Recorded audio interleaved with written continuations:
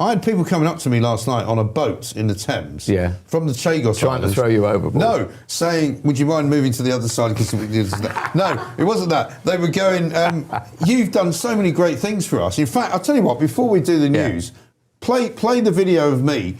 I'd had a couple of sherbets by this point, right? No. What time was it? Hang on. What time was it? About 8 o'clock or something. Really? Only a couple? A couple. But the people from the Chagos were coming up to me going, Mike Graham, you've done so much for us. We're going to win this fight against the government. Have a look. Oh, right. The amazing thing going on behind me here, Chagos Islands, we have made a major victory. You can see people are dancing, right? It's a party on a boat in the Thames, a boat that even Keir Starmer can't stop, because this is the victory. This is the victory dance, actually. Have a look at this. Look at that.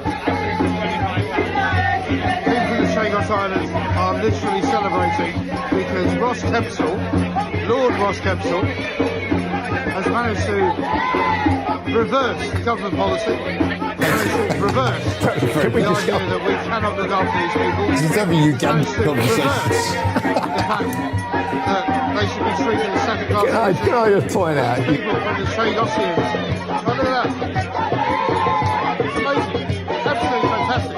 You might not be able to hear me very well. It's quite noisy. But, listen, here's a message to Keir Starmer. Stick it up your puncher, mate. Okay, my question. That's proper journalism. That is journalism. Yeah. I particularly like that bit.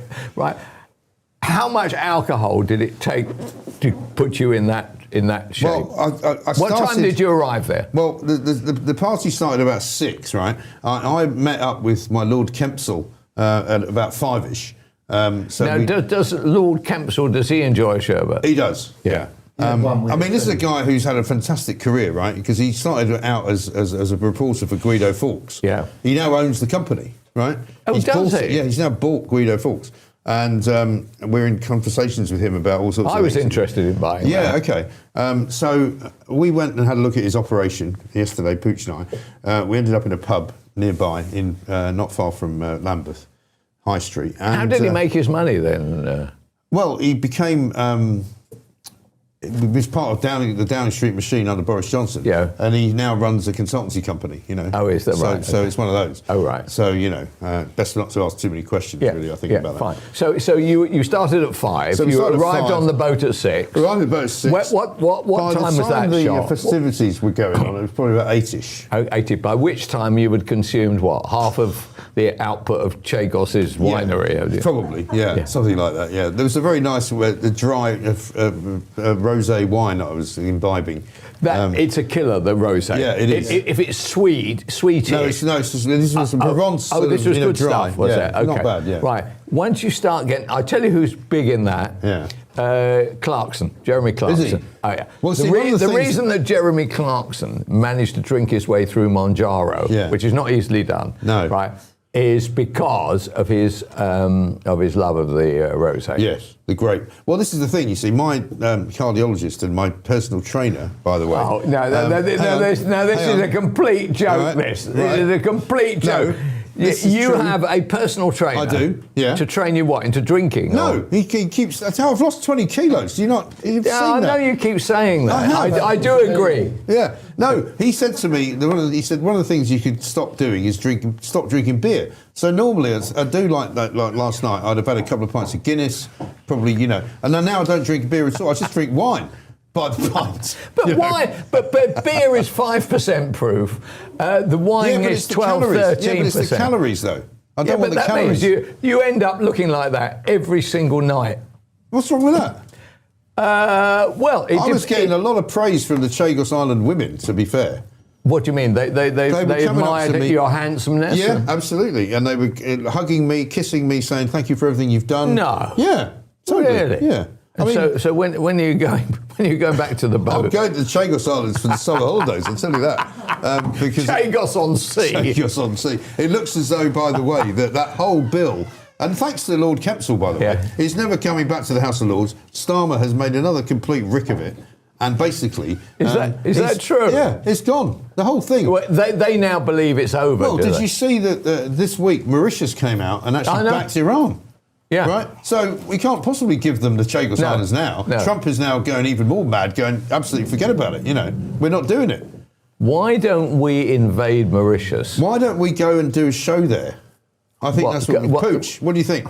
I said, yeah, Chagos. I've got a cheaper idea. Yeah. Why don't we pretend that this is Chagos? I.e., just get it green screened, and we get a bit of music going. I'll tell you what. A bit of alcohol. You're making fun of me, right? There was a very important man at the do last night. Oh, who was that? And there was Nigel Farage. Have a look at this. Oh, was he there? Let's have a look. Starmer, stop the boat.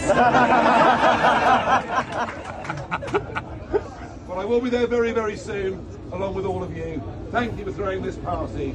I can't wait until we really, really do this. And we're doing it for all of you. We're doing it for all of you. We're doing it for global security. We're doing it for all the right reasons. Right is on our side. Let's keep going. Thank you. This is a Mike Graham show exclusive. That actually is good. I loved him having the drink with the drink in his hand. And, nobody else, there were other journalists there, but nobody was filming it. That is the only place you'll see it on this show. Okay. That's me. I never stopped working, Kelby. Right? Yeah, we never stopped drinking. And that was after the earlier okay, video, so right? I'm sure you were there, the Nigel Farage 60th. Jim Davison is the MC. Yeah, brilliant. And he says, Jim Davison gets the microphone, and he says, we've had a number of tributes to Nigel Farage, including one from President Biden. Would you like me to read it to you? And the crowd would go, yes. He goes, right, this is from President Biden to Jim Davidson, to Nigel Farage, and here is the message.